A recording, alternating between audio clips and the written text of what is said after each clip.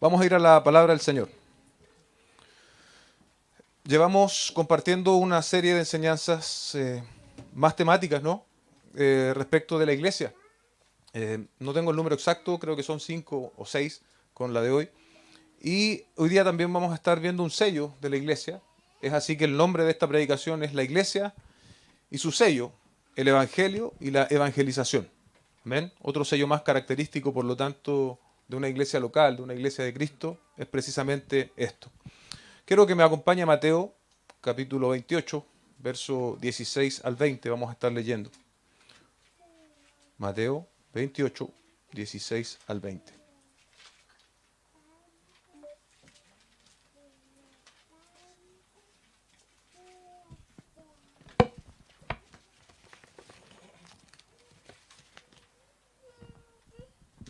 Damos lectura en el nombre del Señor. Pero los 11 discípulos fueron a Galilea, al monte que Jesús les había señalado. Cuando lo vieron, lo adoraron, pero algunos dudaron. Acercándose Jesús les dijo: Toda potestad me ha sido dada en el cielo y en la tierra.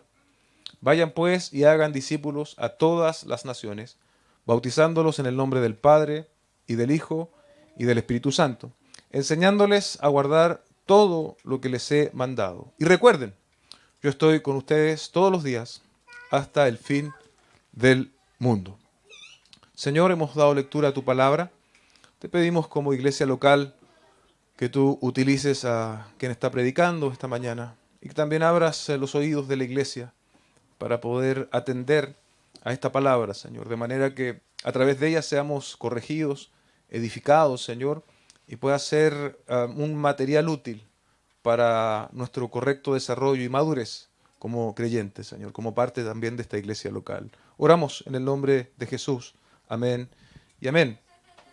Cuando al mando del general Milcíades los griegos ganaron sobre los persas la batalla de Maratón, se cuenta que un veloz corredor llamado Filipides echó a correr llevando las buenas noticias a Atenas, que distaba como 42 kilómetros. Llegó tan exhausto, luego de haber corrido esa distancia por primera vez, que solo pudo proferir las palabras: Albricias, hemos vencido, y cayó muerto. Corrió de esa manera porque tenía algo de gran importancia que comunicar. El cristiano también debe ser diligente en anunciar las buenas nuevas de la victoria del Calvario y de la resurrección, aun cuando le cueste esfuerzo, sacrificio y hasta la vida. Que Dios nos dé gracia para cumplir nuestra misión. Es importante, amados hermanos, este sello característico y fundamental de la iglesia, que es precisamente el Evangelio, y también cómo nosotros comunicamos este Evangelio, que es la evangelización.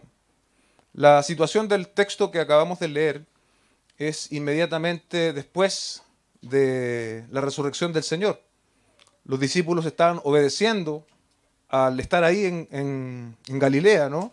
Según las propias palabras del Señor les había dicho a las mujeres. En Mateo 28, 9, 10, dice: de repente Jesús les salió al encuentro diciendo: saludos. Y ellas, acercándose, abrazaron sus pies y le adoraron.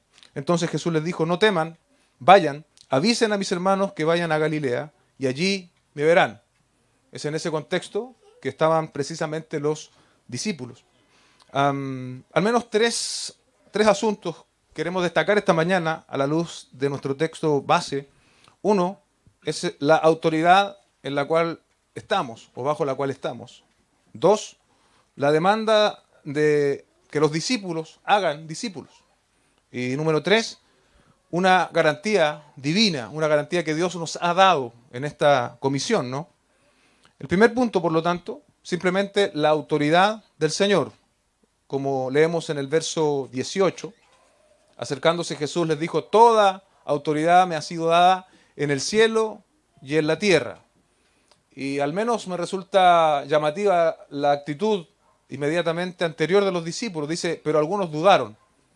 Entonces ahí usted tiene el gran contraste, ¿cierto?, frente a esta expresión que afirma la autoridad del Señor. Anteriormente los discípulos habían dudado, un contraste que llama nuestra atención.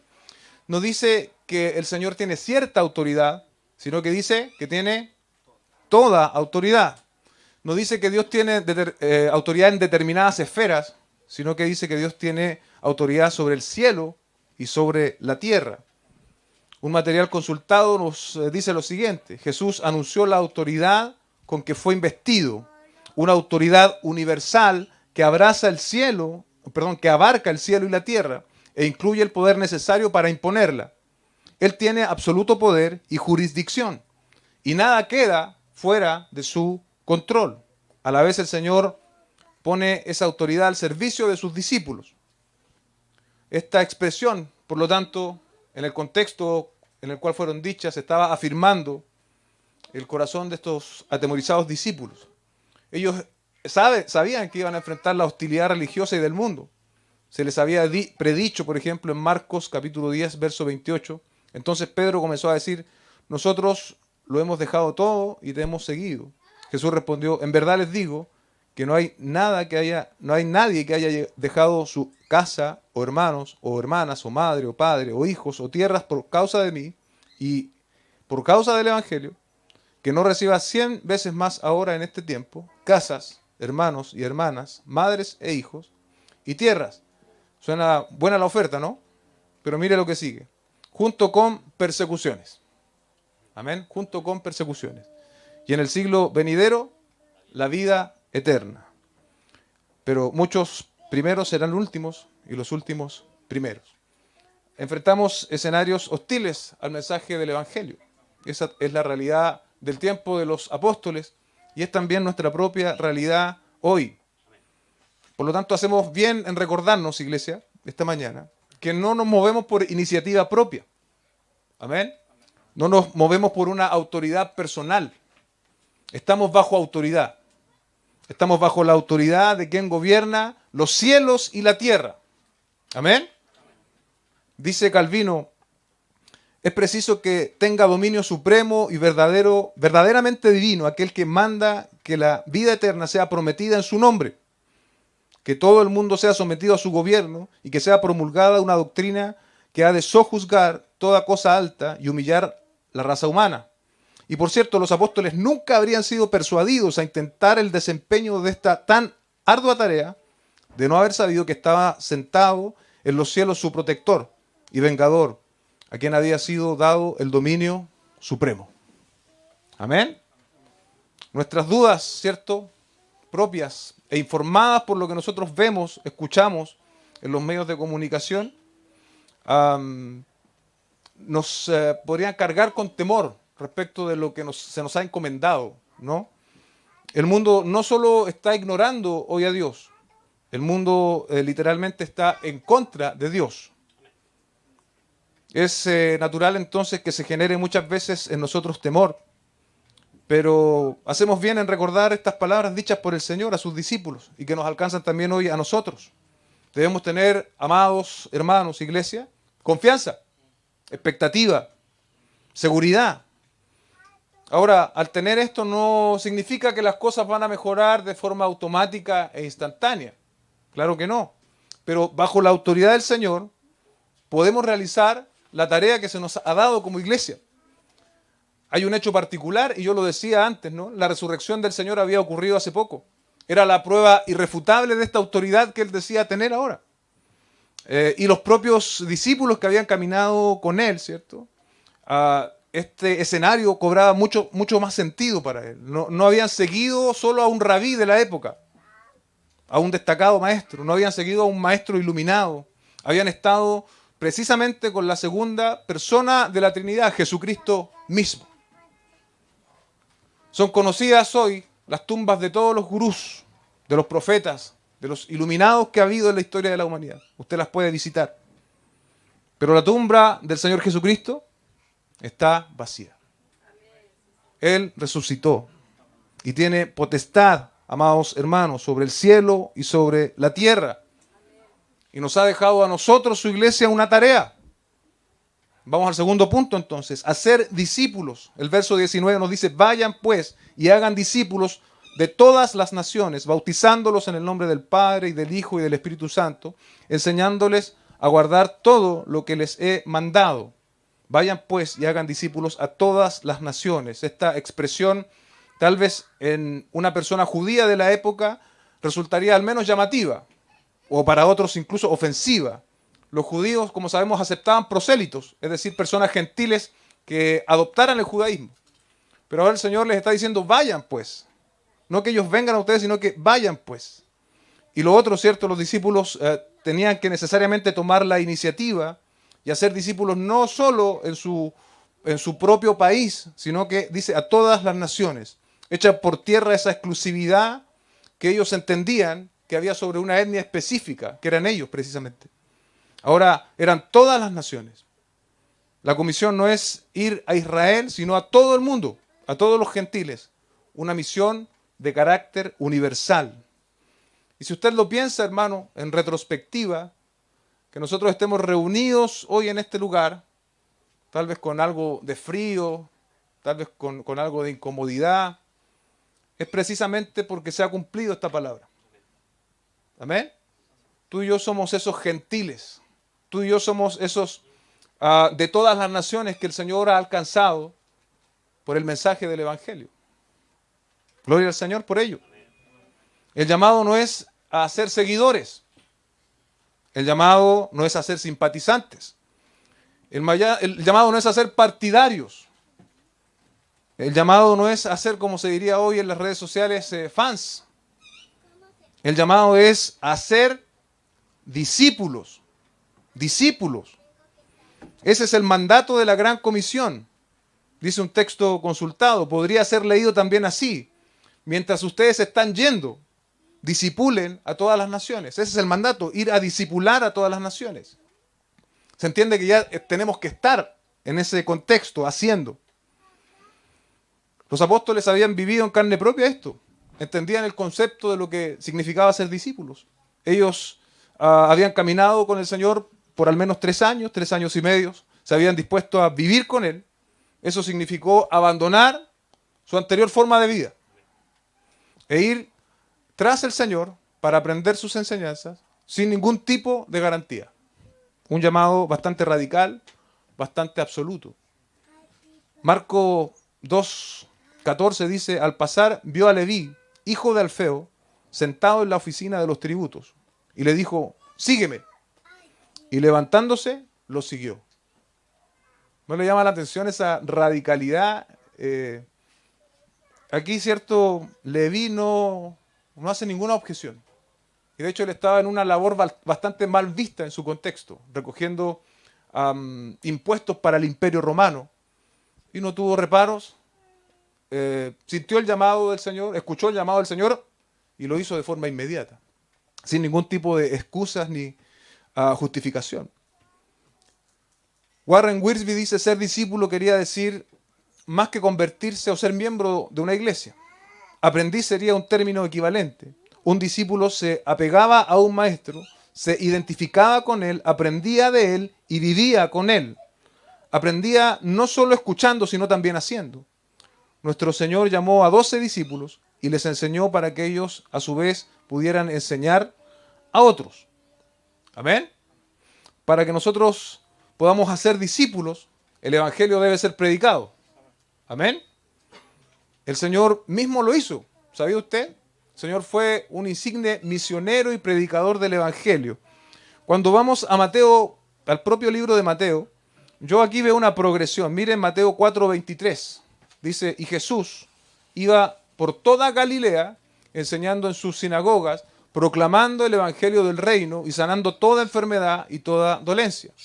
Luego en Mateo 9:35 dice, Jesús recorría todas las ciudades, ya no solo Galilea, sino todas las ciudades y aldeas, enseñando en las sinagogas de ellos, proclamando otra vez el Evangelio del reino y sanando toda enfermedad y toda dolencia. Cuando llegamos a Mateo 24:14 se nos dice, y este Evangelio del reino se predicará en todo el mundo como testimonio a todas las naciones y entonces vendrá el fin. ¿Escuchó eso? Ahora, nos detenemos aquí. ¿Cómo cree, iglesia, que se va a llevar a cabo esto? ¿Cómo es posible que el testimonio del Evangelio sea llevado a todas las naciones? Precisamente es a través de la predicación del Evangelio que cada creyente es llamado a hacer. Que cada iglesia local fiel al Señor es llamado a hacer. La iglesia, cierto, lo hemos dicho en sermones anteriores, es llamada a ser la columna y baluarte de la verdad. La centralidad del evangelio no es negociable. Amén. No podemos decidir no predicar el evangelio. De hecho, si lo hiciéramos ya no podríamos llamarnos iglesia, ni siquiera podríamos llamarnos cristianos. Si relegamos el evangelio a segundos o tercer término. El evangelio, hermanos, y la evangelización es prioridad para nosotros como creyentes. Vamos más allá y en Hechos 1:8 dice, pero recibirán poder cuando el Espíritu venga sobre ustedes y serán mis testigos. Escucha también, aquí hay progresión en Jerusalén, en Judea, en Samaria y hasta los confines de la tierra. Amén. Ahí hay un itinerario que Dios mismo le da a los apóstoles. Y eso se cumplió en el libro de Hechos, que precisamente partió en Jerusalén y terminó con el apóstol Pablo en Romanos, ¿cierto? Dando testimonio con quien él estaba. Y ahora aún se extiende más a todas las naciones. Ha llegado el evangelio a países tan distantes y pequeños e insignificantes como el nuestro.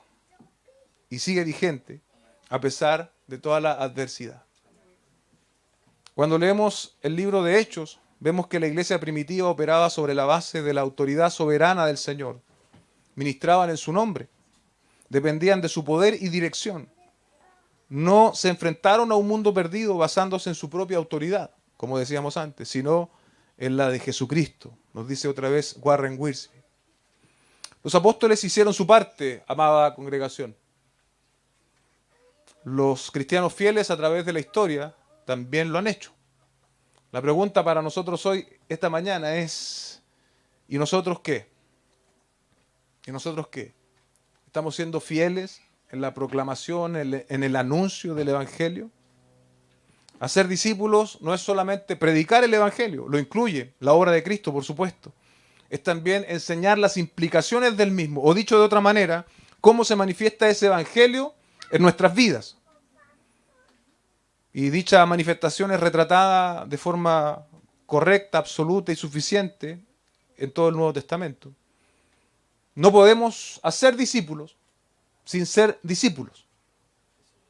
Amén. No podemos hacer discípulos si nosotros mismos no somos discípulos. El discípulo va a estar siempre a los pies del Señor, a perpetuidad podríamos decir, con el carácter de discípulo. No nos graduaremos de maestros al lado de Jesucristo.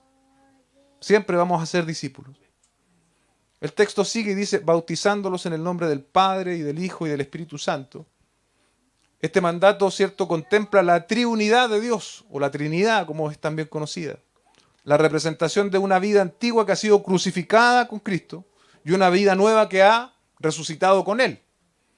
Eso es el bautismo, un mandato que todo creyente debe obedecer, no es tampoco alternativo. Amén.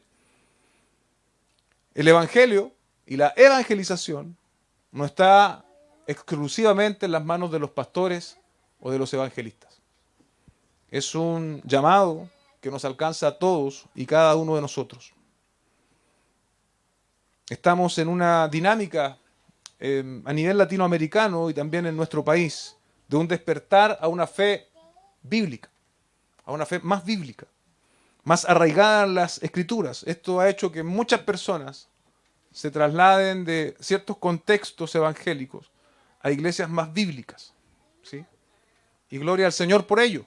Gloria al Señor por personas que tienen un deseo ferviente de conocer más del Señor y estar en iglesias que buscan intencionalmente estar más apegadas a las Escrituras. Eso es muy bueno. Pero no debemos conformarnos a esa realidad de crecimiento. Aún existen muchos que no han oído el Evangelio. Muchas personas que no han escuchado el Evangelio. Y este debe ser predicado. Hay muchos que requieren ser discipulados.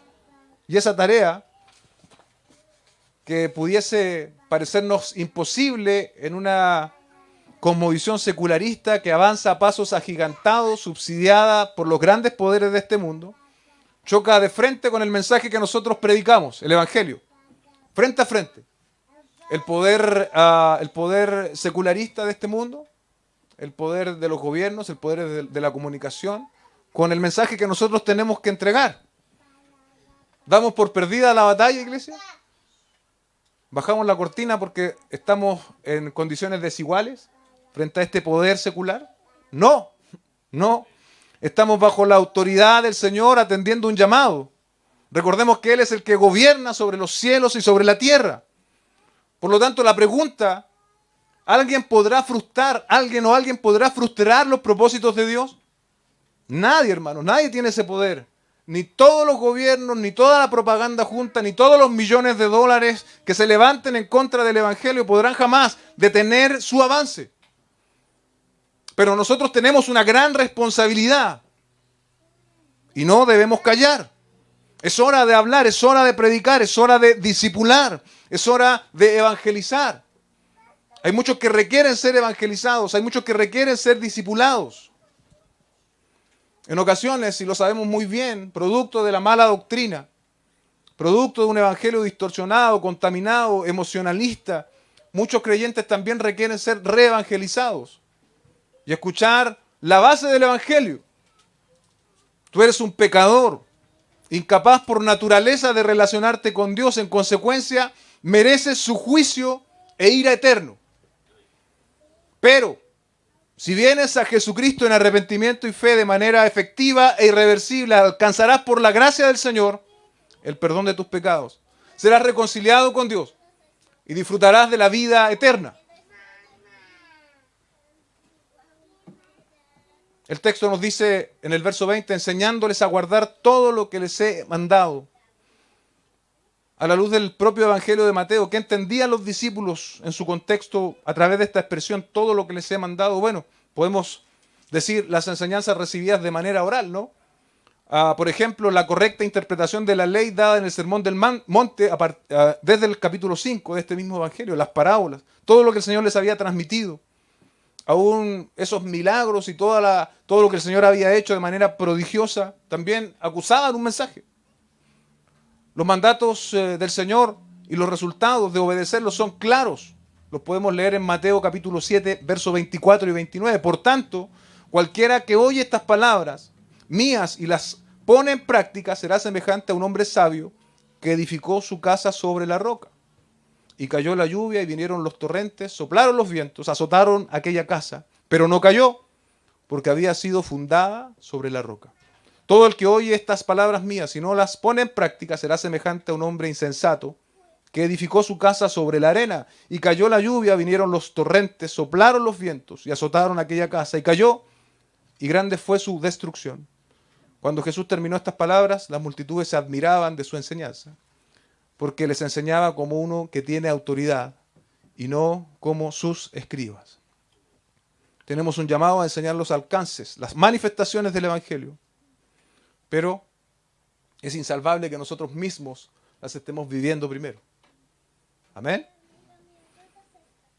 Permaneciendo en ellas. Aunque no a perfección, ¿cierto? Sabemos que tenemos nuestros tropiezos. Dichos tropiezos, dichos pecados desaparecerán cuando nuestros cuerpos sean glorificados, cuando el Señor venga.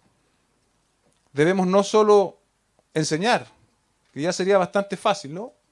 Preparamos un tema y lo enseñamos. El texto dice enseñar a guardar. ¿Qué es eso guardar? Obedecer los mandatos del Señor. Tenemos la demanda, amados hermanos, de ser ejemplares, modelos para otros. No es solo un ejercicio teórico, es un ejercicio también práctico. Amén. Donde enseñamos la doctrina y la modelamos con nuestras propias vidas. Amén. Finalmente, el último punto, no estamos solos. El verso nos dice, y recuerden, yo estoy con ustedes todos los días hasta el fin del mundo. Esta es una garantía para el tránsito, para hacer la tarea que el Señor les había encomendado. No era algo nuevo, porque el Señor dice, y recuerden, yo estoy con ustedes todos los días hasta el fin del mundo. Sin embargo, otra vez, la presión, la incertidumbre, cuando nos vemos, ¿cierto? Cuando los propios discípulos veían su incapacidad frente a este desafío tan grande, es muy necesario volver a escuchar, recuerden, recuerden. Iglesia, hermanos, hermanas en la fe, cada vez que sobrevenga oposición, dificultad, incertidumbre, temor, pero perseveramos en ser útiles al Señor en la proclamación de su evangelio, hacemos bien en recordarnos a nosotros estas palabras. El Señor está con nosotros hasta el final. Si verdaderamente somos sus discípulos, Él está con nosotros. El doctor Campbell Morgan relataba una experiencia de su vida que tenía que ver con esto. A principios de su vida cristiana, Morgan solía visitar a varias ancianas una vez por semana para leer la Biblia con ellas. Cuando llegó al final del Evangelio de Mateo, leyó: "Y aquí yo estoy con vosotros todos los días hasta el fin del mundo". Entonces añadió: ¿no es esa una promesa maravillosa? Una de las ancianas replicó: "Joven, esa no es una promesa, es un hecho". Es un hecho que el Señor está con su iglesia. El Señor está con su iglesia. La frase "hasta el final del mundo" indica que nuestro Señor tiene un plan. Él es el Señor de la historia. A la medida que las iglesias siguen su dirección y obedecen su palabra, ellas cumplen los propósitos de Cristo en el mundo. Todo llegará a su culminación un día. Mientras tanto, debemos ser fieles, dice Warren Wiersbe. Dios tiene un plan, el cual es imposible que sea frustrado. Amén. Es imposible que el plan soberano de Dios sufra su frustración. Ni siquiera retraso, hermano. Es imposible. Ahora, Dios nos ha contemplado a nosotros para participar de este plan. Él podría haberlo hecho soberanamente de cualquier otra forma. Podría haber enviado ángeles santos, mucho mejor que tú y que yo. Podría haberlo hecho por el poder de su palabra, pero Él en su plan perfecto decidió hacerlo de esta forma, contemplando a nosotros, su iglesia, el cuerpo de Cristo, para ir con el mensaje del Evangelio, con el mensaje revelado en la Escritura, y para evangelizar a otros. No requieres ser un catedrático en teología para compartir el Evangelio. No requieres ir al instituto bíblico para predicar el Evangelio. Tienes que saber la médula del Evangelio, lo que el Evangelio es, y que ese Evangelio, por cierto, esté afectando tu vida. Pero no es una tarea de unos pocos. Cuando la realidad de la evangelización cambie, y no hablo solo de nuestra iglesia local, sino que cambie en el contexto general de las iglesias a nivel nacional o internacional, quizás vamos a estar a las puertas de un gran avivamiento. Ya no tanto de gente trasladándose de una iglesia a otra, porque no le gustó la música, o porque no le gusta el pastor, o porque los hermanos le miraron feo, no, por nada de eso. Vamos a estar viendo a personas que jamás habían oído el mensaje del Evangelio, viniendo a los pies del Señor. Es un llamado innegociable, hermanos. Es un llamado que tenemos que atender con urgencia. Tenemos el privilegio dado por Dios de participar de esta tarea. Un privilegio muchas veces postergado, bien digo, por nosotros. Nos entusiasmamos con nuestras propias empresas, que nos restan la vida y el tiempo. Pero tenemos a veces un escaso compromiso con lo que de verdad debiese ser primordial, fundamental en nuestras vidas. Si somos discípulos del Señor, si verdaderamente somos discípulos del Señor, tenemos un llamado urgente a ser otros discípulos de Cristo. Oremos. Buen Dios y Padre, te doy gracias esta mañana. Tú nos recuerdas este pasaje reconocido, conocido, yo creo por todos, como la Gran Comisión. Entendemos que tú has contemplado un plan, Señor, pero ese plan no considera nuestro quietismo, no considera nuestra inactividad, muy por el contrario. Considera un compromiso férreo, Señor, un compromiso firme con lo que dice relación contigo, Señor. Estamos a veces tan distraídos con los afanes de este mundo que no podemos atender el llamado que tú nos has hecho, Señor. Te pedimos perdón. Te pedimos, Señor, que reformes nuestro corazón, que cambies, Señor, todo aquello que está desviado del propósito, Señor, y nos permitas rendirnos rendir nuestra voluntad, rendir nuestro interés a lo que verdaderamente importa, Señor, lo trascendente. Enséñanos, Señor, a andar de esta forma, a buscar el equilibrio, Señor, que muchas veces mencionamos y hablamos, pero es un equilibrio muchas veces a nuestra discreción, Señor. Necesitamos atender el llamado del Evangelio, que hoy por hoy, Señor, es algo urgente para esta generación que cada vez te da más la espalda, Señor. Te damos gracias en el nombre de nuestro Señor Jesucristo. Amén y amén.